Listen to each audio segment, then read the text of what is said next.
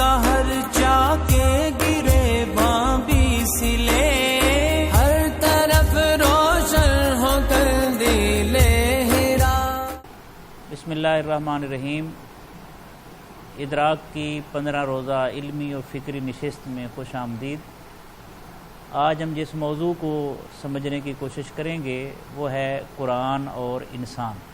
اللہ تعالیٰ کی جملہ مخلوقات میں سے اس کی قدرت کاملہ کا شاہکار حضرت انسان ہے۔ اس کی فضیلت کے مختلف پہلو ہیں، لیکن اگر ہم غور کریں سب سے پہلے انسان کو جو فضیلت عطا کی گئی، جہاں اور مختلف جہتیں ہو سکتی ہیں وہاں مین جہت علم کی ہے، اور اس علم کی وجہ سے اللہ تعالیٰ نے فرشتوں کو حکم دیا کہ وہ آدم علیہ السلام کی بارگاہ میں سجدہ تعظیم پیش کریں، اور تمام فرشتوں نے آدم علیہ السلام کو سجدہ تعظیم پیش کیا، اور جس نے عظمت انسان کا انکار کیا وہ معلم الملائکہ تھا، لیکن عظمت انسانی کے انکار کی وجہ سے وہ اللہ کی بارگاہ سے مردود ٹھہرا۔ علامہ اقبال رحمۃ اللہ علیہ نے بال جبریل میں بڑے معنی خیز انداز میں، روح پرور انداز میں عظمت انسان کا اظہار کیا ہے۔ وہ کہتے ہیں کہ میری نوائے شوق سے شور حریم ذات میں، غلغلہ ہائے العما بت قدائے صفات میں، کہ جب میں نے عشق کی آہ نکالی تو آسمان میں ایک شور برپا ہو گیا کہ یہ کس کی آواز ہے جو آسمانوں کی رفعتوں کو چیرتے ہوئے بارگاہ قدس میں پہنچ گئی ہے، اور حریم ذات تک اس کی رسائی ہو گئی ہے۔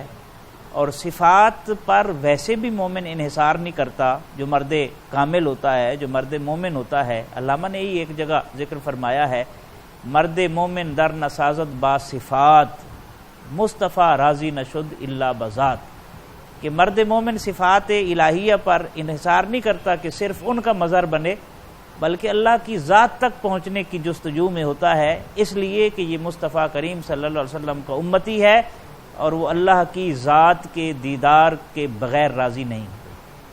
تو یہ ایک خوبصورت پہلو ہے جو عظمت انسانی کا اظہار کرتا ہے۔ آگے اقبال فرماتے ہیں، حور و فرشتہ ہیں اسیر میرے تخیلات میں، میری نگاہ سے خلل تیری تجلیات میں۔ یقیناً یہ انسان کی عظمت ہے، اور انسان مختلف کیفیات سے گزرتا ہے۔ کبھی اس کی نظر جو ہے وہ آسمانوں کو چیر کر گزر جاتی ہے، اور کبھی وہ اپنے وجود کی حقیقت تک بھی نہیں پہنچ سکتا۔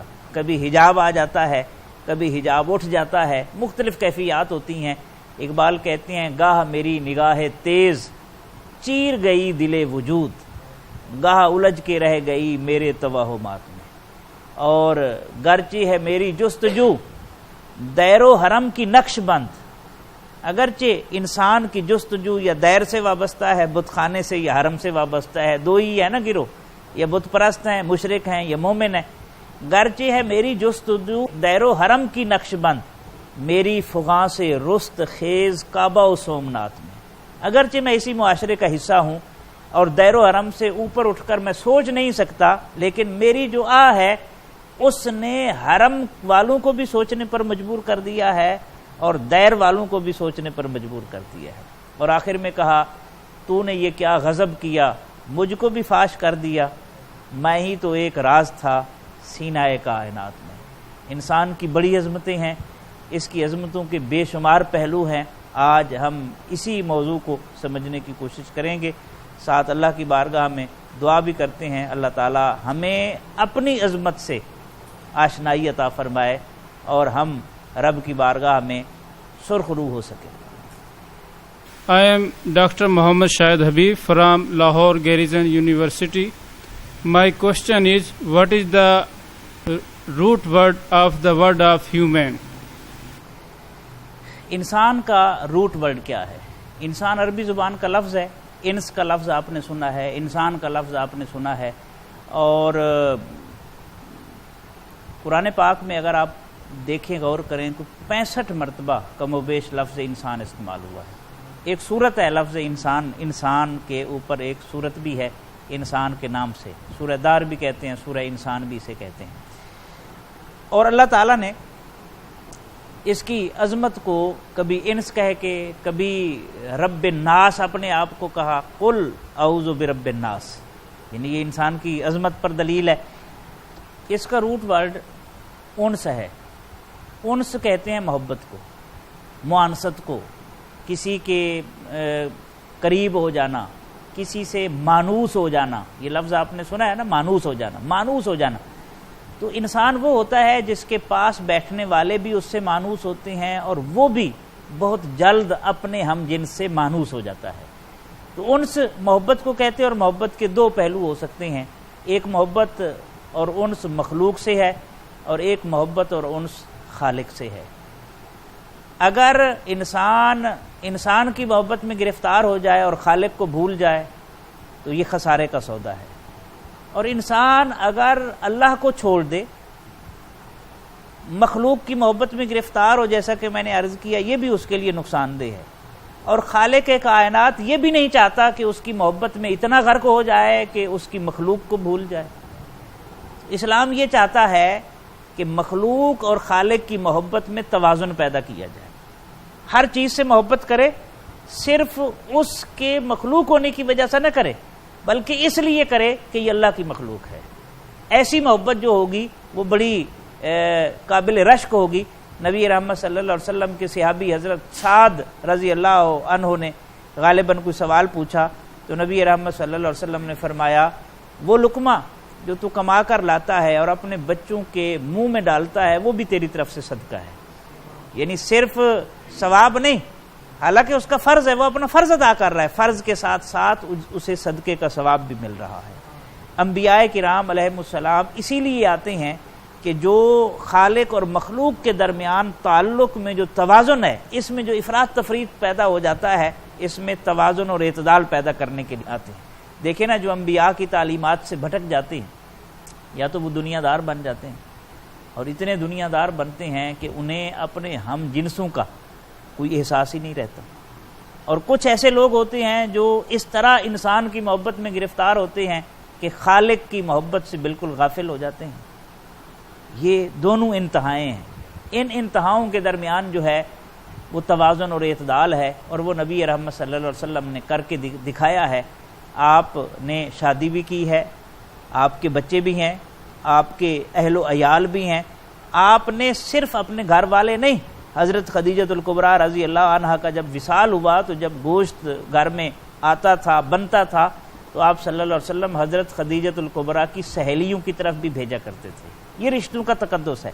حضرت حلیمہ سعدیہ رضی اللہ عنہا کا جب وصال ہوا تو ان کے وصال کے بعد ان کی بہن آئیں، حضرت حلیمہ سعدیہ کی حضور صلی اللہ علیہ وسلم سے ملی، تو آپ نے اسی طرح ان کی ضرورتیں پوری کی جس طرح پہلے کرتے تھے، اور وہ جاتے ہوئے کہنے لگی، یا محمد صلی اللہ علیہ وسلم، آئے سراپا حمد و ستائش آقا، آپ کتنے حسین انسان ہیں کہ بچپن میں بھی آپ ہمارے قبیلے کی کفالت کرتے رہے ہیں، اور اب بڑے ہو کر بھی ہماری کفالت کر رہے ہیں۔ تو انسان وہ ہوتا ہے، نبی رحمت صلی اللہ علیہ وسلم کی سیرت سے، اسوہ سے جو ثابت ہوتا ہے، وہ ہوتا ہے جو مخلوق اور خالق کی محبت کے درمیان توازن پیدا کرتا ہے۔ ہاں، اگر کہیں ٹکراؤ پیدا ہو جائے، ایک طرف خالق کی محبت ہو اور اس کی محبت کے تقاضے ہوں، اور ایک طرف مخلوق کی محبت ہو، تو پھر مخلوق کی محبت خالق کی محبت پر قربان کر دی جائے گی، اور جو کر لے گا وہی عظمت انسان کا حامل ہوگا۔ تو بہرحال انسان کا روٹ ورڈ انس ہے، وہ انسان کہلانے کا مستحق ہی نہیں ہے جو اپنے ہم جنسوں کے ساتھ بیٹھنے کے لیے تیار نہیں ہے اور مخلوق خدا سے محبت نہیں کرتا۔ So my second question is, there are also other root word of human or not? لفظ انسان کے اور بھی روٹ ورڈز ہیں جن سے یہ نکلا ہے۔ مختلف علماء نے، اہل لغت نے یہ بیان کیا ہے کہ ایک اس کا روٹ ورڈ ہے ایناس۔ ایناس کا معنی ہوتا ہے قرب، بصیرت، معرفت۔ اس لفظ کے اندر کتنی معنویت ہے، اس ایک لفظ کے جو 3 معنی ہیں، قرب، بصیرت، معرفت۔ تو انسان وہ ہوتا ہے جو رشتوں کو پہچانتا ہے، پھر رشتوں کی دید کرتا ہے، بصیرت یہی ہے نا، دید کرتا ہے، اور پھر ایک دوسرے کے قریب ہوتا ہے۔ اسی لیے تو انسان کو سوشل اینیمل کہا جاتا ہے کہ یہ انسانوں کے بغیر رہ ہی نہیں سکتا۔ دیکھیں نا، آپ زمین پر بیٹھے ہیں، جس کارپیٹ کے اوپر، قالین کے اوپر آپ بیٹھے ہیں، یہ ایک انسان نے نہیں بنایا ہوگا، پتہ نہیں کتنے مرحلوں سے گزر کر آیا ہے۔ میں صوفے پر بیٹھا ہوں، اس میں پتہ نہیں کتنی چیزیں استعمال ہوئی ہیں۔ ہر انسان سارے کام نہیں کر سکتا، اسے ایک دوسرے کی ضرورت ہوتی ہے، اور یہی انسانیت کا حسن ہے۔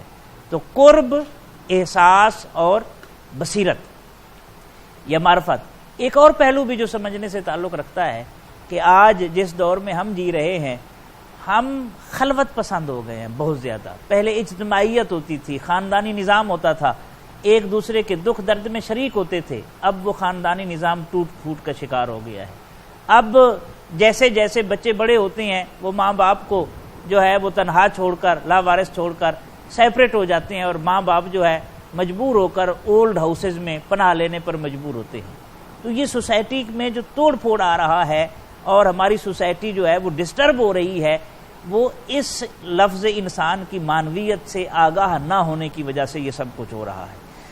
اور اگر کوئی ایسا کرتا ہے، یقیناً وہ لفظی طور پر بھی انسان کہلانے کا مستحق نہیں ہے۔ تو اللہ کی بارگاہ میں دعا کرنی چاہیے کہ کم از کم جو ہمارا نام ہے، ہم سب کا نام ہے، جس جنس سے ہم تعلق رکھتے ہیں، اس کے لفظوں کے جو معنی ہیں ان پر تو پورا اترنے کی ہمیں کوشش کرنی چاہیے۔ ایک اور بھی اس کا روٹ ورڈ ہے جو بیان کیا جاتا ہے، انسیان، کہ یہ نسیان سے نکلا ہے۔ اس کا معنی ہے نسیان، بھول جانے والا۔ تو انسان چونکہ بھول بھی جاتا ہے، لیکن پروردگار اس کی فطرت سے آگاہ ہے، جو خالق ہے اس کا، وہ واقف ہے کہ یہ بھول سکتا ہے۔ اور اس نے کیا آپشن دیا کہ اگر تو بھول جائے، ایک ہے جان بوجھ کر آدمی گناہ کرے، تکبر کی وجہ سے گناہ کرے، اس کی تو کوئی معافی نہیں ہے، وہ تو پھر نیل میں غرقاب کر دیتا ہے، جس طرح فرعون کو کیا، قارون کو خزانے سمیت زمین میں دھنسا دیتا ہے، اور پھر اسی طرح نمرود کے سر میں، دماغ میں مچھر گھسیڑ کر اپنے ہم جنسوں سے جوتے مرواتا ہے۔ ٹھیک ہے، کوئی تکبر کرے تو اس کی معافی نہیں ہے، تکبر کے ساتھ گناہ ہوتا ہے۔ لیکن اگر کوئی خواہشات سے مجبور ہو کر کرتا ہے، بھول کر کرتا ہے، اس کو صرف معافی کی گنجائش نہیں ہے، بلکہ اللہ کہتا ہے کہ اگر ایسا انسان میری طرف پلٹ آئے، ایمان کی روش اختیار کرے، اور پھر اس کے ساتھ ساتھ عمل سے اس کا ثبوت دے، تو میں ایسے لوگوں کی برائیوں کو نیکیوں میں بدل دیتا ہوں۔ اور یہ آپشن سانس کے نکلنے سے پہلے تک موجود ہے، یعنی بھولتا ہے انسان، اس کی فطرت میں ہے، لیکن اگر انسان رب کی بارگاہ میں رجوع کر لے تو اس کے گناہ بھی نیکیوں میں تبدیل ہو سکتے ہیں۔ تو یہ وہ پہلو ہے جو سمجھنے سے تعلق رکھتا ہے۔ تو بہرحال مختلف اس کے روٹ ورڈز علماء نے بیان کیے ہیں، تو جو مین تھے وہ ہم نے بیان کر دیے ہیں۔ کم از کم میں پھر عرض کر رہا ہوں، ہمیں لفظ انسان کی معنویت پر پورا اترنے کی کوشش کرنی چاہیے۔ Sir, my name is Ghulam Yasin, and I want to ask that the real meaning of mankind, how can be developed in the people?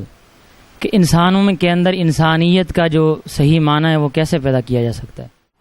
یہ وہ سوال ہے جو ہر دور میں، ہر انسان کے ذہن میں، سمجھدار انسان کے ذہن میں پیدا ہوتا رہا ہے، اور اس نے اپنے تئیں کوشش بھی کی ہے۔ انبیاء اور رسول علیہ السلام کی تشریف آوری کا مقصد یہی ہے کہ انسانوں میں انسانیت بیدار کی جائے، ان میں احساس ڈیولپ کیا جائے، ایک دوسرے کے دکھ درد کا وہ پاس کر سکیں، لحاظ کر سکیں۔ اسی لیے انبیاء کرام علیہ السلام جلوہ فرما ہوتے رہے۔ انسانوں میں انسانیت کیسے پیدا ہو سکتی ہے؟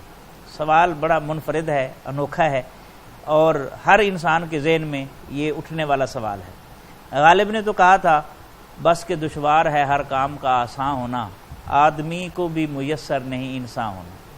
ہر مشکل آسان ہو سکتی ہے، لیکن آدمی انسان بن جائے یہ بڑا مشکل کام ہے۔ مولانا روم نے اپنے دور کے حوالے سے کہا کہ میں نے ایک درویش کو دن کے اجالے میں چراغ لے کر ڈھونڈتے ہوئے دیکھا، ڈھونڈتے ہوئے پایا، تو میں نے پوچھا بزرگوار کیا ڈھونڈ رہے ہیں؟ تو اس نے کہا میں جانوروں اور درندوں کی صحبت سے تنگ آ گیا ہوں، مجھے کسی انسان کی تلاش ہے۔ سوال ہر انسان کے ذہن میں اٹھتا ہے، تو شعراء، علماء، صلحاء اس سوال کو زبان دیتے ہیں اور بیان کرتے ہیں۔ آج بھی درندگی ہے، بہیمیت ہے، اپنے وجود سے بم باندھ کر جو ہے وہ بے گناہوں کو ٹارگٹ کرنا ہے، تباہی اور بربادی لانا ہے، آگ لگا دینی ہے۔ اور جو کچھ کشمیر میں ہو رہا ہے وہ آپ کے سامنے ہے، جو کچھ فلسطین میں ہو رہا ہے وہ آپ کے سامنے ہے، خصوصی طور پر جو مسلم امہ کے ساتھ ہو رہا ہے وہ آپ کے سامنے ہے کہ انسانیت شرمندہ ہے۔ کیا یہ خون میں نہلانے والے انسان ہو سکتے ہیں؟ کیا اپنے ہم جنسوں پر ظلم کرنے والے انسان ہو سکتے ہیں؟ انسانیت کیسے ملتی ہے؟ یہ بڑا دلچسپ سوال ہے اور عصر حاضر میں بڑی معنویت رکھتا ہے۔ ہمیں اس کے لیے 1400 سال پیچھے جانے کی ضرورت ہے۔ آج تو سب کچھ موجود ہے، این جی اوز انسانی حقوق کی موجود ہیں، آج اقوام متحدہ موجود ہے، آج کیلیفورنیا کی، امریکہ کی، یو کے کی بڑی بڑی جامعات، یونیورسٹیز موجود ہیں، لیکن اس کے باوجود سب کچھ ہو رہا ہے۔ ظلم گھٹنے کی بجائے بڑھ رہا ہے، انسانوں کی ہوس میں اضافہ ہو رہا ہے، اور ظلم اور بربریت جو ہے وہ بچے جن رہی ہے، پنپ رہی ہے۔ لیکن 1400 سال پیچھے جائیں، جب کوئی یو این او موجود نہیں تھا، کوئی انسانی حقوق کی تنظیمیں نہیں تھیں، کوئی جو ہے وہ انسانی حقوق کا علم بردار نہیں تھا، کوئی جامعات اور یونیورسٹیز نہیں تھی، اس دور میں دو پہلو میں آپ کے سامنے رکھتا ہوں۔ نبی رحمت صلی اللہ علیہ وسلم جب شب معراج اللہ کے دیدار سے اور مشاہدہ کائنات سے، تسخیر کائنات سے فارغ ہو کر فرش پر جلوہ فرما ہوئے، واقعات معراج کی تفصیل سنا رہے ہیں، حضرت بلال رضی اللہ عنہ سامنے آتے ہوئے دکھائی دیے۔ آپ نے انہیں بڑے غور سے دیکھا۔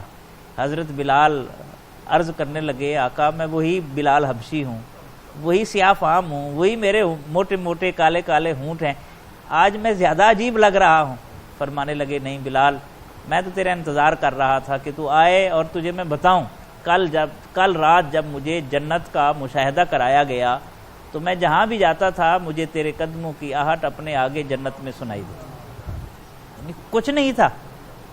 آپ 1960s تک اگر آپ ہسٹری میں جائیں، جو لوگ امریکہ یا یورپ آتے جاتے رہتے ہیں وہ بتا سکتے ہیں کہ 60 سے پہلے امریکہ میں پارکس کے باہر اور کلبز کے باہر، ریسٹورانٹس کے باہر لکھا ہوتا تھا کہ اس میں افریقی، کالا افریقی اور کتا داخل نہیں ہو سکتے۔ انسان اور کتے کو ملا دیا گیا جدید دور میں جو انسانیت کے علم بردار بنتے ہیں، اور اس دور میں کوئی تنظیم نہیں ہے، کوئی این جی او نہیں ہے، کوئی اقوام متحدہ کا چارٹر نہیں ہے، اور نبی رحمت صلی اللہ علیہ وسلم انسان کامل ایک حبشی نژاد کو جس کے کوئی حقوق ہی نہیں تھے اس کو اپنے آگے جنت میں چلتا ہوا دیکھ رہے ہیں، ٹھیک ہے۔ اور پھر کعبے کی چھت پہ کھڑے ہو کر اذان دلوانا، یہ بھی تو اس کا اظہار ہے۔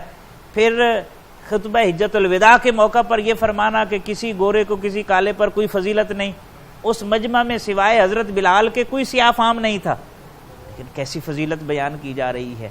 تو اس لیے یہ سوال کہ انسان کو انسانیت کیسے ملتی ہے، جب تک اس کا تعلق انسان کامل کے ساتھ نہیں جڑتا اس میں انسانیت نہیں آ سکتی۔ علامہ اقبال نے غالب کے شعر میں ترمیم کر کے اپنا خیال پیش کیا، بس کہ دشوار ہے ہر کام کا آسان ہونا، آدمی کو بھی میسر نہیں انسان ہونا۔ یہ غالب نے کہا۔ اقبال کہتے ہیں، تیری الفت کی اگر ہونا حرارت دل میں، آدمی کو بھی میسر نہیں انسان ہونا۔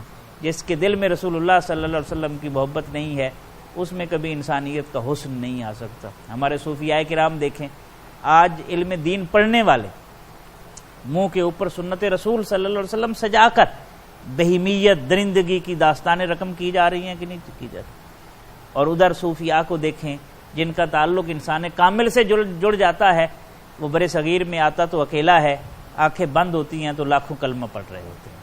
اور ایک آج کل فیس بک پر پوسٹ چل رہی تھی اور بڑی دلچسپ پوسٹ ہے کہ ہر فرقہ، مسلمانوں کا ہر فرقہ دوسرے فرقے کو کہتا ہے کہ تو کافر ہے، اور ایک کافر ہے جو سارے فرقوں کو مسلمان کہتا ہے۔ تو ہمیں اپنے گریبانوں میں جھانکنے کی ضرورت ہے اور اپنا فرض منصبی ادا کرنے کی ضرورت ہے کہ ہم کیا ہے اور اپنے اندر انسانیت کیسے پیدا کی جا سکتی ہے۔ اس کا ایک ہی طریقہ ہے کہ انسان کامل صلی اللہ علیہ وسلم سے تعلق دو۔ میرا نام محمد سرور ہے جی، جوڈیشل کالونی میں میری رہائش ہے۔ میرا آپ سے سوال ہے ڈاکٹر صاحب، انسان کی عظمت کا قرآنی تصور کیا ہے، یہ بیان فرمائیں۔ قرآن کریم میں ایک جگہ نہیں، جیسا کہ میں نے عرض کیا 65 مقامات پر اللہ تعالیٰ نے لفظ انسان استعمال کیا، اور وہ اپنے آپ کو انسانوں کا رب کہتے ہوئے فخر محسوس کرتا ہے۔ کل اے محبوب صلی اللہ علیہ وسلم آپ عرض کیجئے اپنے رب کی بارگاہ میں، اس طرح دعا مانگا کیجئے، قل اعوذ برب الناس، میں انسانوں کے رب کی پناہ میں آتا ہوں۔ کیسی معنویت ہے اور کیسا حسن ہے، بیسیوں مقامات پر بلکہ سینکڑوں مقامات پر انسان کی عظمت کو بیان کیا گیا ہے۔ مثلا ایک جگہ اللہ تعالیٰ نے ارشاد فرمایا وَلَقَدْ خَلَقْنَا الْإِنسَانَ مِنْ سُلَالَةٍ مِنْ طِينٍ، انسان کی تخلیق کے مرحلے بیان کیے کہ ہم نے انسان کو بجتی ہوئی ٹھیکری سے بنایا، انسان اول آدم علیہ السلام۔ ثُمَّ جَعَلْنَاهُ نُطْفَةً فِي قَرَارٍ مَكِينٍ، پھر اس کو پانی کی ایک بوند کی شکل میں انتہائی قرار کی جگہ یعنی رحم مادر میں رکھا۔ ثُمَّ جَعَلْنَا النُّطْفَةَ عَلَقَةً، پھر اس پانی کی بوند کو جمے ہوئے خون کی شکل دی۔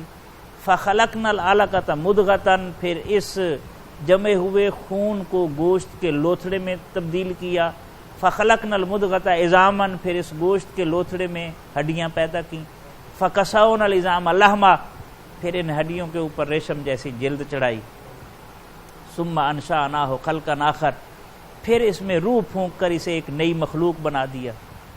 یہ سارا پروسیس بیان کر کے نا کیا فرماتا ہے آگے، فَتَبَارَكَ اللَّهُ أَحْسَنُ الْخَالِقِينَ، بس اللہ بڑی برکتوں والا ہے اور وہ سارے خالقوں سے بڑھ کر اچھا خالق ہے۔ یعنی انسان کی تخلیق کا ذکر ہوا تو اس نے کہا میں احسن الخالقین ہوں، پہاڑوں کی تخلیق کا ذکر ہوا اس نے اپنے آپ کو احسن الخالقین نہیں کہا۔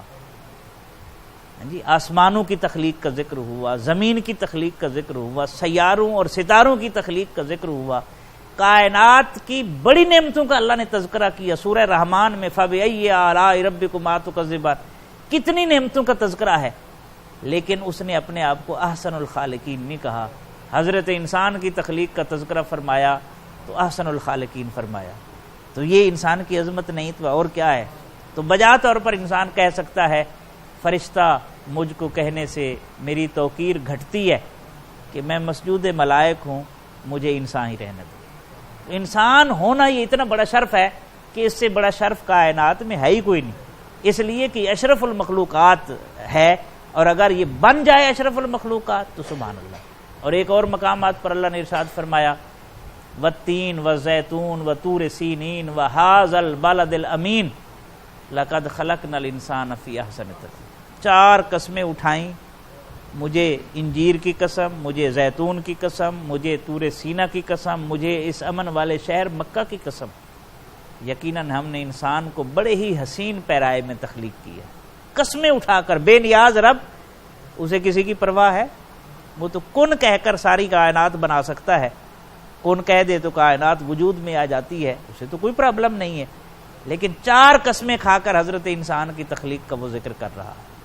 لیکن اس کے ساتھ آگے یہ بھی فرمایا ثم رددناہ اسفل سافلین، جو اپنے مقام انسانیت سے گر جاتا ہے تو پھر اسے اسفل سافلین، سب سے نچلے گڑھے میں اسے پھینک دیا جاتا ہے۔ انسان دو راہے کے اوپر ہے، امام غزالی فرماتے ہیں دو راہے کے اوپر ہے، 2 راستے ہیں، ایک قدم آگے اٹھائے تو وہ فرشتوں سے افضل ہو جاتا ہے، اور ایک قدم پیچھے ہٹ جائے تو وہ جانوروں سے بدتر ہو جاتا ہے۔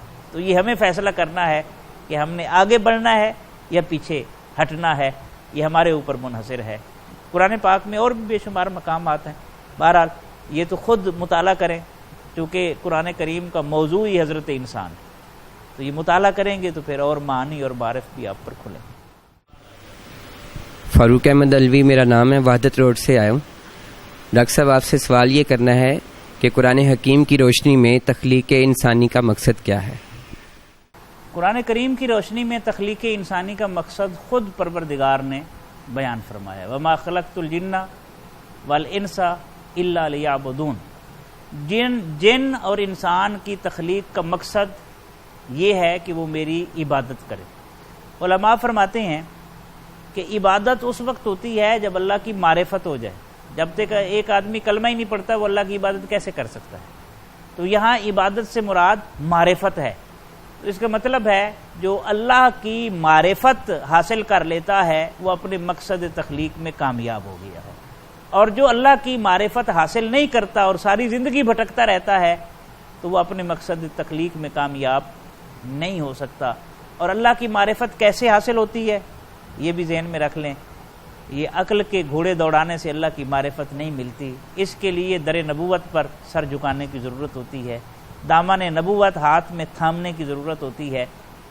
جس نے نبوت کے سہارے کو اور وسیلے کو چھوڑ دیا وہ گمراہ ہو گیا، وہ گمراہ ہو گیا۔ کس طرح؟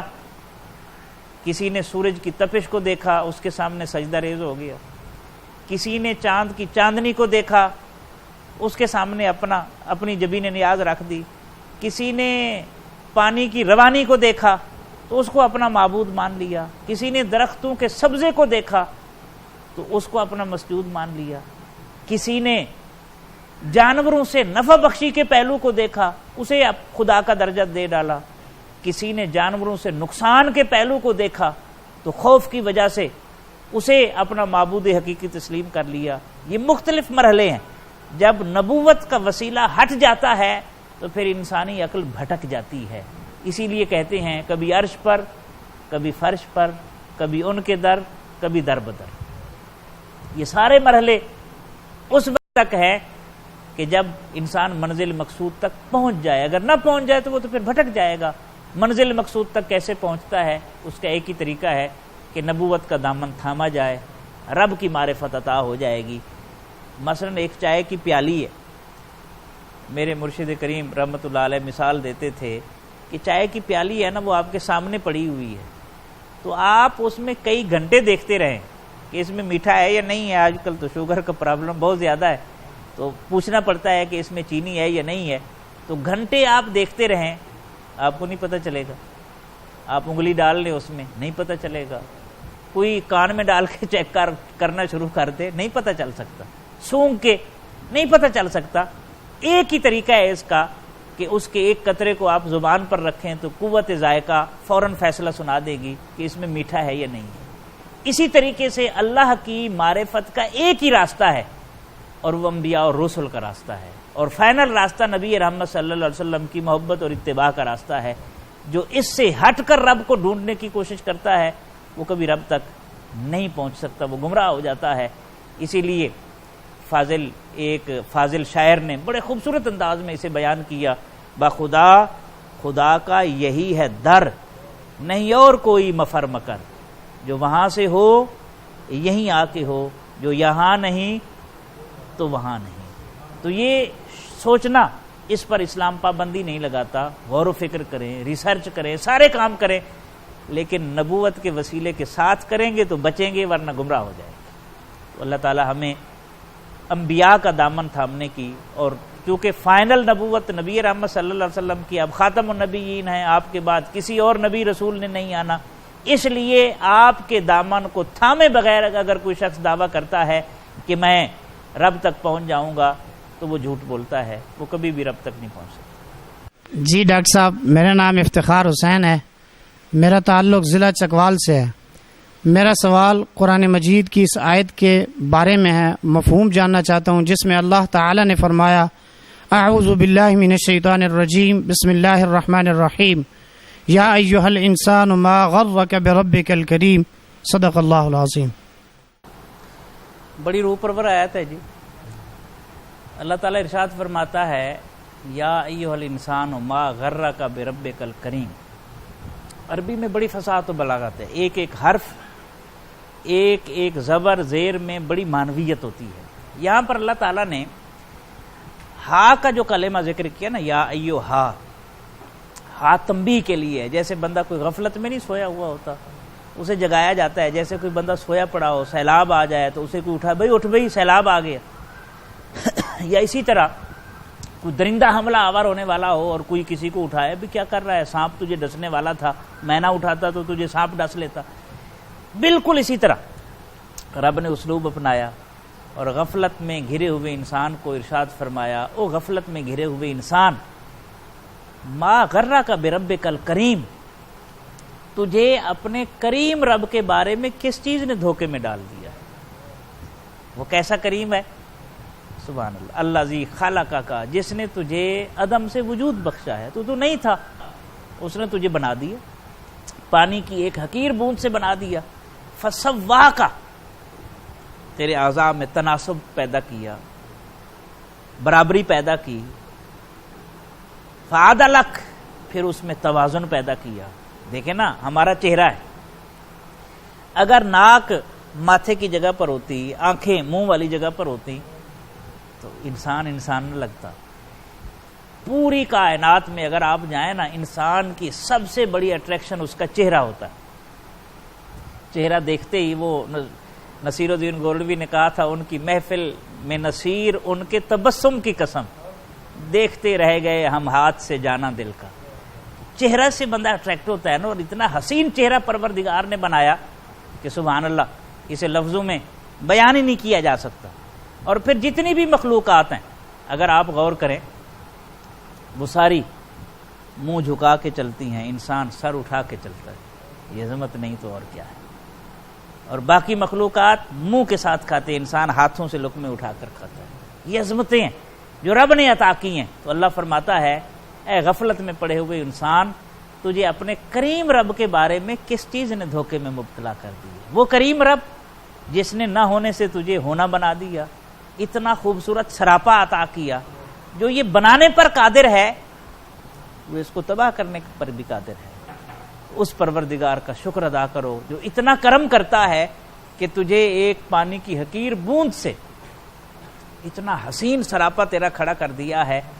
وہ بارگاہ تو اس لائق ہے کہ ساری زندگی بھی اگر تو زبان سے بھی شکر ادا کرے اور سر جبین نیاز میں رکھے تو اس کی نعمت کا شکر ادا نہیں ہو سکتا. تو یہ خوبصورت آیت ہے جی. اس میں ہر آیت خوبصورت ہے، معنویت سے بھرپور ہے، لیکن اس میں جو رب اور بندے کا تعلق ہے پروردگار نے اسے نہایت حسین پیرائے میں ہمارے سامنے بیان کر دیا ہے. اللہ تعالی ہمیں اسے سمجھنے کی توفیق عطا فرمائے. السلام علیکم، میرا نام اون محمد ہے. ڈاکٹر صاحب، آج میرا آپ سے سوال تھا کہ تمام مخلوقات پر انسان کی فضیلت کی وجہ کیا ہے؟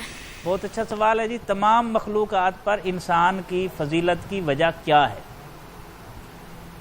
ہر انسان کے ذہن میں سوال آتا ہے کہ اشرف المخلوقات ہے، تو اشرف المخلوقات ہونے کی وجہ کیا ہے؟ بڑا دلچسپ سوال ہے. اشرف المخلوقات ہے تو اس کی وجہ کیا ہے؟ دیکھیں نا، آسان لفظوں میں اگر ہم بیان کریں، اکثر یہ مثال آپ اہل علم سے سنتے رہتے ہوں گے. فرشتے ہیں نا جی، تو اس میں جو چیز جس فرشتے میں رکھی گئی ہے وہ کرنے کا پابند ہے. کوئی فرشتہ سجدے میں آئے تو اس نے سجدے میں رہنا ہے، کوئی رکوع میں آئے تو رکوع میں ہے، کوئی تسبیح کر رہا ہے تسبیح کر رہا ہے. جس کی جو ڈیوٹی ہے وہ اس ڈیوٹی میں مصروف ہے، اس سے باہر نہیں جا سکتا. اس کا دائرہ کار مقرر کر دیا گیا. جانوروں کو دیکھ لیں، 2 انڈے رکھے، ایک بطخ کا ایک مرغی کا. بطخ کے انڈے سے نکلنے والا جو چوزا ہوگا وہ پانی کی طرف چلا جائے، اور مرغی کے انڈے سے نکلنے والا بچہ جو ہے وہ پانی میں نہیں جائے گا. شیر کا بچہ ہے، اس کے سامنے آپ گھاس رکھیں نہیں کھائے گا، بکری کے سامنے گوشت رکھیں وہ نہیں کھائے گی. ہر چیز کی ایک نیچر ہے، ایک دائرہ مقرر کر دیا گیا ہے. حضرت انسان، اس کا وجود جب پرورش پا رہا ہوتا ہے، اس کا بچپنا ہوتا ہے، یہ کبھی آگ کے شعلے کو ہاتھ ڈالتا ہے، کبھی پانی میں غوطے کھاتا ہے، کبھی بلند جگہ سے گر کر زخمی ہوتا ہے. اس کو آزاد رکھا ہے پروردگار نے، آزاد رکھا ہے، اور یہ پھر سیکھتا ہے. اس کو عقل دیا، شعور دیا، اور اسی لیے اس کا امتحان ہوگا کہ تو نے اپنی عقل کو مثبت استعمال کیا یا منفی استعمال کیا. دیکھیں نا، ہم اس کو آسان لفظوں میں اگر بیان کریں تو ہم کہہ سکتے ہیں کہ اگر کوئی نابینا کہے کہ میں نے کبھی کسی غلط طرف نظر ہی نہیں اٹھائی، اس میں اس کا کیا کمال ہے؟ اس میں وہ صلاحیت ہی نہیں ہے دیکھنے کی. کوئی بہرا کہے کہ میں نے کبھی غلط بات نہیں سنی، اس میں کون سی بڑائی ہے؟ وہ ہے ہی بہرا، سن ہی نہیں سکتا. گنگا کہے کہ میں نے کبھی غلط بات نہیں کہی، لکھ کر بتایا لوگوں کو، میں نے کبھی غلط لفظ زبان سے نہیں نکالا، اس میں کیا عظمت ہے؟ وہ بول ہی نہیں سکتا. لولا شخص کہے کہ میں نے کبھی ظلم کا ہاتھ نہیں بڑھایا، نہیں اٹھایا، کسی پر ظلم نہیں کیا، اس میں کون سی تفضیل آ گئی ہے، عظمت آ گئی ہے؟ وہ ہاتھ اٹھا ہی نہیں سکتا.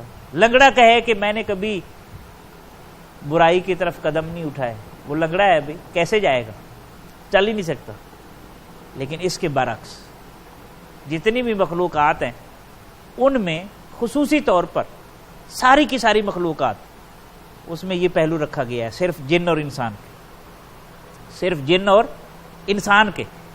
اب انسان اور جن میں فضیلت کی کیا وجہ ہے میں آگے وہ بیان کروں گا. تمام مخلوقات کا ایک دائرہ کار ہے, اس کے اندر فرشتوں سمیت وہ پابند ہیں, انہوں نے وہ کرنا ہے جس طرح میں نے مثالیں دی ہیں. لیکن مزہ تو تب ہے نا کہ آنکھوں کے سامنے لاکھوں جلوے دعوت نظارہ دیں, لیکن نظر اٹھے تو چہرہ والضحیٰ کی طرف اٹھے. یہ زیادہ کمال ہے نا جی. نظر اٹھے تو گنبد خضراء کی طرف اٹھے. یہ ایک کیفیت ہے. کانوں میں ہزاروں نغمے رس گھول رہے ہوں, لیکن یہ اٹھیں تو اللہ کے کلام کی طرف متوجہ ہوں. یہ سنیں تو اللہ کے رسول کے کلمات کو سنیں صلی اللہ علیہ وسلم. زبان بول سکتی ہو, لیکن یہ بولے تو یار کی بات کرے, معبود حقیقی کی بات کرے.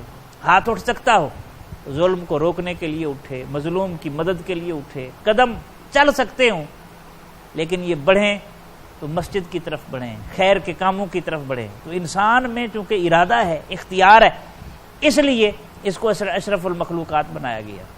تو رہا جن, جنوں میں بھی اختیار اور ارادہ رکھا گیا ہے. جن آگ سے بنے ہیں اور انسان مٹی سے بنا ہے. اور مٹی میں جو حسن ہے نا, 2-3 پہلو آپ سامنے رکھ لیں کہ یہ اپنے چلنے والے ہر کسی کو اپنے سینے پر برداشت کرتی ہے, لیکن شکوہ نہیں کرتی. اور مٹی کے اندر جو دفن کر دیں وہ اس کو امانت کے طور پر رکھ لیتی ہے. آج بھی کسی ڈیڈ باڈی کو دفن کریں اور کہیں اے زمین یہ ہماری امانت ہے, ہم تجھ سے واپس لیں گے, تو وہ اس کو کھاتی نہیں ہے. یہ مٹی ہے. آگ تو جلا دیتی ہے, جلا کر خاکستر کرتی ہے. آگ جو ہے اس میں علو ہے, غرور ہے, اس سے چیز باقی نہیں رہتی. مٹی تو سبزہ اگاتی ہے, مٹی تو رزق فراہم کرتی ہے. اس کے سینے پر ہم چڑھتے ہیں, چلتے ہیں, اور اس کے سینے پر پتہ نہیں کتنے گناہ ہوتے ہیں, لیکن مٹی نے ان گناہوں پر پردہ رکھا ہوا ہے. تو بہرحال انسان مٹی سے بنا ہے اور اس کی بڑی فضیلت ہے, اس لیے یہ جنوں کی نسبت زیادہ فضیلت رکھتا ہے. لیکن دوسرا پہلو جو اشرف المخلوقات کا باقی مخلوقات پر ہے کہ ان میں ارادہ نہیں ہے, اختیار نہیں ہے, شعور نہیں ہے, اس لیے وہ اشرف المخلوقات نہیں ہیں. کمال تو تب ہے کہ یہ ساری عظمتیں ہوں, یہ سارے اختیارات ہوں, لیکن ان اختیارات کا استعمال بھی اللہ کی مرضی کے مطابق کیا جائے. یہ انسان کے جو ہے اللہ کے فرما بردار ہونے کی علامت ہے, اور اس کو سمجھنے کی کوشش کرنی چاہیے. السلام علیکم, میرا نام محمد فہد ہے. کیا مخلوق انسان کی محبت خالق کا قرب عطا کر سکتی ہے؟ کیا مخلوق یعنی انسان کی محبت خالق کا قرب عطا کر سکتی ہے؟ بالکل کر سکتی ہے. اللہ تک پہنچنے کا راستہ اللہ کی مخلوق سے ہو کر گزرتا ہے. کوئی شخص کہے کہ میں مخلوق سے تو تعلق نہیں رکھتا اور اللہ تک پہنچ جاؤں, ایسا ہونا ممکن نہیں. حضرت خواجہ نظام الدین اولیاء رحمۃ اللہ علیہ فرماتے ہیں قیامت والے دن سب سے بڑا گناہ یا سب سے بڑی نیکی یہ ہوگی کہ کس کس نے کس اللہ کے بندے کے دل کو تکلیف پہنچائی ہے یا راحت پہنچائی. نبی رحمت صلی اللہ علیہ وسلم کا بڑا مبارک فرمان ہے. آپ سے پوچھا گیا کہ کس کا اسلام بہترین اسلام ہے؟ آج بھی پوچھتے ہیں نا, کس کا اسلام مانیں ہم, کس فرقے کے اسلام کو فالو کریں. تو آپ صلی اللہ علیہ وسلم نے فرمایا کہ خلق حسن, اچھے اخلاق سے پیش آنا. بلکہ اس کو میں ریپیٹ کرتا ہوں, یہ حدیث کے الفاظ آگے پیچھے ہو گئے. نبی رحمت صلی اللہ علیہ وسلم سے سوال کیا گیا ای الاسلام خیر, کس کا اسلام سب سے بہترین اسلام ہے؟ آج بھی سوال اٹھتا ہے کس فرقے کے اسلام کو مانیں. نبی رحمت صلی اللہ علیہ وسلم نے فرمایا من سلم المسلمون من لسانہ و یدہ, جس کی زبان اور ہاتھ سے دوسرے مسلمان محفوظ رہیں اس کا اسلام سب سے بہترین اسلام. ایک روایت میں آتا ہے کہ جس کی زبان اور ہاتھ سے دوسرے انسان محفوظ رہیں اس کا اسلام سب سے بہترین اسلام. اس سے پتہ چلتا ہے کہ اللہ کی مخلوق سے اللہ کی محبت کا راستہ ہو کر گزرتا ہے. ایک اور حدیث پاک ہے, نبی رحمت صلی اللہ علیہ وسلم نے ارشاد فرمایا قیامت کے دن جب نامہ اعمال کا وزن کیا جائے گا, سب سے وزنی چیز جو بندہ کے نامہ اعمال کو بھر دے گی, وزنی کر دے گی, وہ اس کا حسن اخلاق ہے. اب حسن اخلاق کا تعلق بھی مخلوق سے ہے نا, ٹھیک ہے. کس کس کے ساتھ کس کس طرح گفتگو کی تھی, کیا تمہارے تمہارے منہ سے نکلنے والے لفظ دلوں پر چرکا لگاتے تھے یا زخمی دل پر مرہم کا کام دیتے تھے؟ کہتے ہیں نا لفظوں کے دانت نہیں ہوتے، لیکن اگر کاٹ لیں تو زندگی بھر اس کا زخم نہیں ختم ہوتا۔ بات تو ٹھیک ہے اپنی جگہ پر۔ تو مخلوق سے محبت در حقیقت خالق تک پہنچاتی ہے، قرب عطا کرتی ہے۔ اور مخلوق صرف انسان نہیں، ادھر تو کسی پیاسے کتے کو ایک فاحشہ اور بدکار عورت بھی پانی پلا دے نا تو وہ بھی جنت میں چلی جاتی ہے۔ اس سے بڑھ کر اور اس کی کیا مثال دی جا سکتی ہے؟ تو دوستان گرامی مرتبت، اللہ کی مخلوق سے محبت کرنا سیکھیں، ان کے دکھ درد بانٹنا سیکھیں، تبھی جا کر ہم اللہ کے قرب سے بہرہور ہو سکتے ہیں۔ اللہ کی رحمت ہمارے اوپر جو ہے وہ اس وقت برسے گی جب ہم اللہ کی مخلوق کا احترام بھی کریں گے، اس کی ضروریات کو بھی پیش نظر رکھیں گے اور اس سے محبت بھی کریں گے۔ It's me, Professor Nasir Ahmed from Lahore Garrison University English Department. Dr. Sahab, my question to you is that why the human being has been called in the Holy Quran Zaluman Juhla? قرآن پاک میں انسان کو ظلومن جہولا کیوں کہا گیا ہے؟ عام طور پر اس لفظ کا غلط معنی بیان کیا جاتا ہے، جو اس کی آیت جو پچھلا حصہ ہے اس سے مطابقت نہیں رکھتا۔ پچھلا حصہ کیا ہے کہ انا اردنا الامانۃ، کہ بلا شبہ ہم نے امانت پیش کی۔ کس کس پر پیش کی؟ آسمانوں پر پیش کی، یہ امانت اٹھا لو۔ زمین پر پیش کی، یہ امانت کا بوجھ سہار لو۔ پہاڑوں پر پیش کی کہ یہ امانت کی ذمہ داری لے لو۔ فابین ان یحملنھا، آسمانوں نے اپنی رفت کے باوجود، زمین نے اپنی وسعت کے باوجود، پہاڑوں نے اپنی صلابت کے باوجود انکار کر دیا کہ ہم اس امانت کے بوجھ کو سہار نہیں سکتے۔ ٹھیک ہے، واشفقن منھا، انکار بھی کیا اور خوف زدہ بھی ہوئے، نہیں یہ ممکن نہیں ہے۔ وحملھا الانسان، کمال بے نیازی سے حضرت انسان آگے بڑھا اور اس نے اس امانت کے بوجھ کو اٹھا لیا۔ اب یہ امانت کیا ہے؟ مفسرین نے اس کی مختلف وضاحتیں کی ہیں۔ اس امانت سے مراد قرآن ہے، اس امانت سے مراد اللہ کی محبت ہے، اس امانت سے مراد اللہ کے محبوب کا عشق ہے۔ مختلف معنی مختلف پہلوؤں سے بیان کیے گئے۔ در حقیقت وہ قرآن و سنت ہی ہے، قرآن ہی ہے، قرآن سے ہی سنت ہے۔ قرآن بھی تو حضور کی سیرت اور سنت ہے نا۔ کیسے؟ ظاہر ہے وہ ساری منظر کشی بھی بیان کی گئی ہوگی نا، کہ اس میں اپنے معصوم بیٹے کو بھی اللہ کی بارگاہ میں پیش کرنا ہوگا، جوان بیٹے کی لاش بھی اٹھانی ہوگی، اس میں اپنے بیٹے کے حلقوم پر چھری بھی چلانی ہوگی، یہ سارا منظر بیان کیا گیا ہوگا نا۔ اس میں آگ میں بھی کودنا ہوگا، اس میں دریا میں بھی چلنا ہوگا۔ تو ظاہر ہے جب یہ ساری چیزیں بیان ہوئی ہوں گی تو جب فرشتوں نے سنا ہوگا، آسمانوں نے سنا ہوگا، زمین نے سنا ہوگا، پہاڑوں نے سنا ہوگا، ڈر گئے نا جی۔ کیسے ہو سکتا ہے اپنا لخت جگر آپ موت کی آغوش میں دے دیں اور شکوہ بھی نہ کریں، اور اس طرح خاموش کھڑے ہوئے ہوں جیسے آپ فرض ادا کر کے کھڑے ہوئے ہیں، امانت ادا کر کے کھڑے ہوئے ہیں۔ یہ بات تو دلچسپ ہے نا۔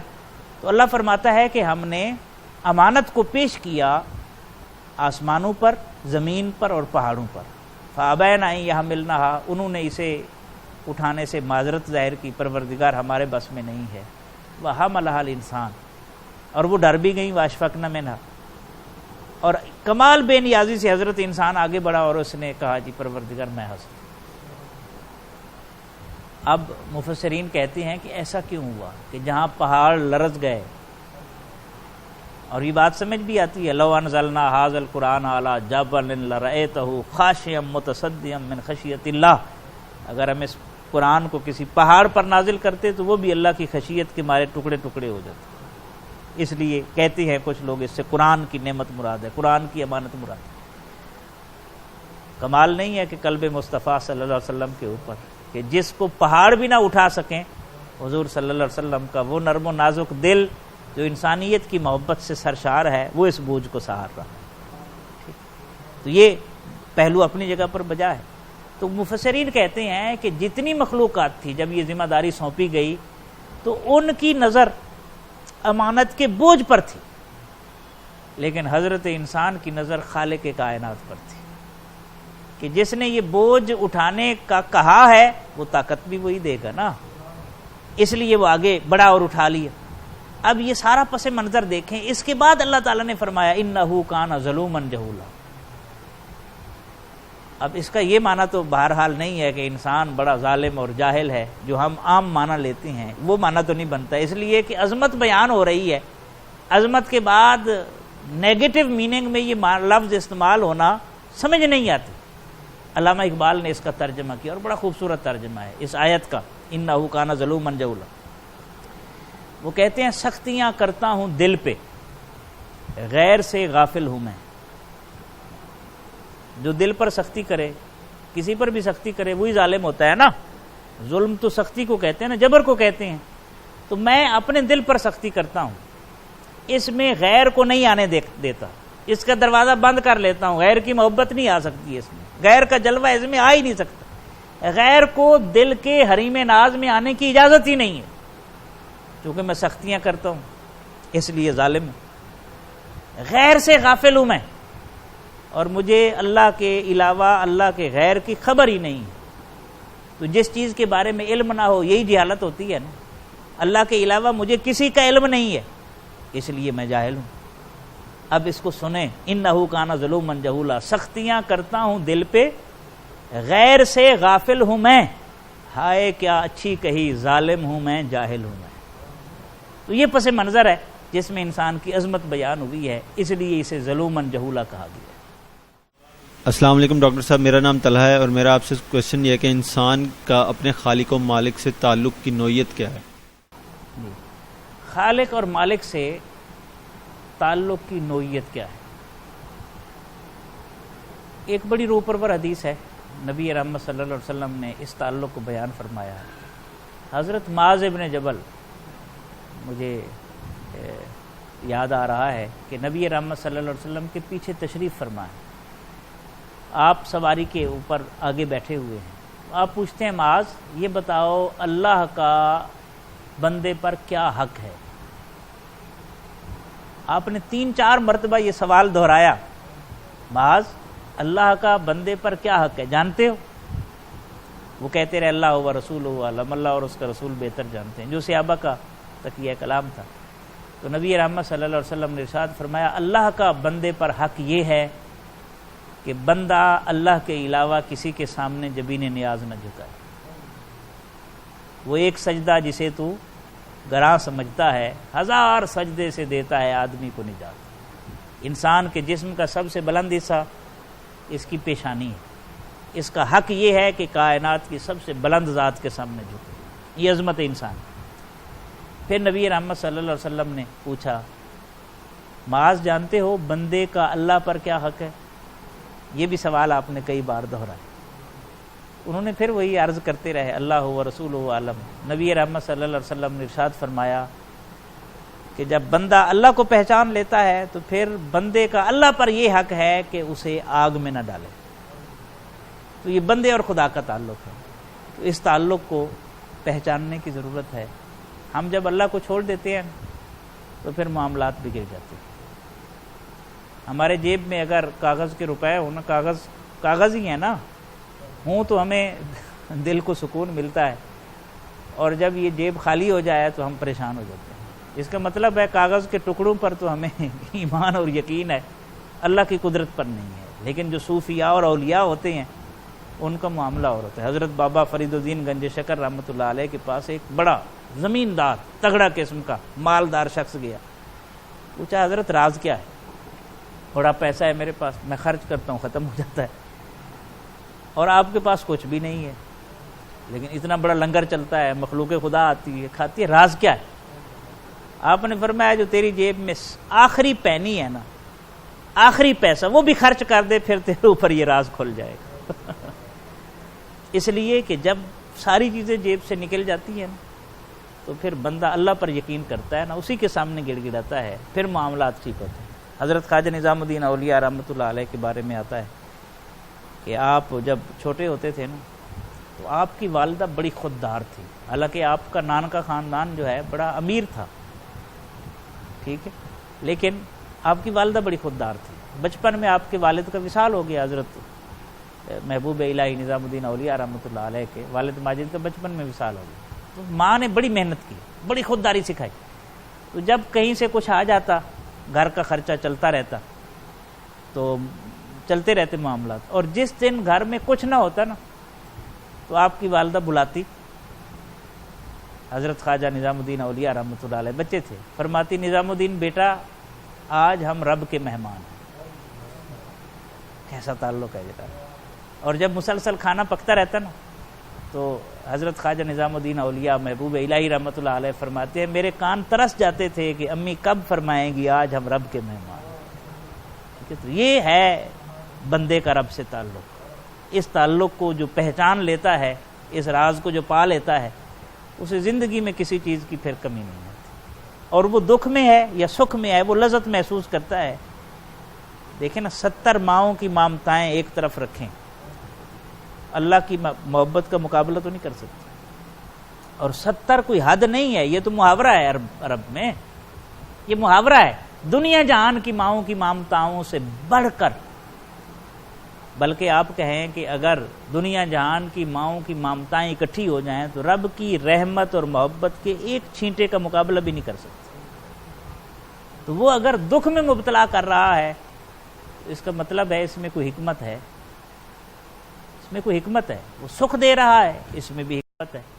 تو جو دکھ میں صبر کر لے اور سکھ میں شکر کر لے وہ کامیاب انسان ہے، اور جو اس راز کو پا لیتا ہے وہ کبھی پریشان نہیں ہوتا اور کبھی گھبراتا نہیں ہوتا۔ دوستان گرامی مرتبت، آج کی نشست میں ہم نے قرآن اور انسان کے حوالے سے مختلف جہتیں اور مختلف پہلوؤں کو سمجھنے کی کوشش کی، اور ہم اس نتیجے پر پہنچے کہ انسان اللہ کی قدرت کا شاہکار ہے، اور اللہ کی قدرت کے شاہکار کو زیبا یہی ہے کہ وہ اپنے خالق کو پہچانے اور اس کی بارگاہ میں جبین نیاز جھکائے، اور جب انسان اس راز کو پا لیتا ہے تو پھر زبان اس کی ہوتی ہے کلام پروردگار فرما رہا ہوتا ہے، ہاتھ اس کا ہوتا ہے تصرف بے نیاز کر رہا ہوتا ہے، پاؤں اس کے ہوتے ہیں طاقت رب العالمین کی آ جاتی ہے۔ اقبال کہتے ہیں ہاتھ ہے اللہ کا بندہ مومن کا ہاتھ، غالب و کار آفریں کار کشا کار ساز، کہ بندے کے ہاتھ میں یہ طاقت آ جاتی ہے، وہ غالب جہاں ہاتھ ڈالتا ہے پھر اس کے قبضہ کو کوئی چھڑا نہیں سکتا۔ کار آفریں ایسے ایسے کارنامے سر انجام دیتا ہے وہ ہاتھ، دنیا میں اس کی مثال ہی نہیں ہوتی۔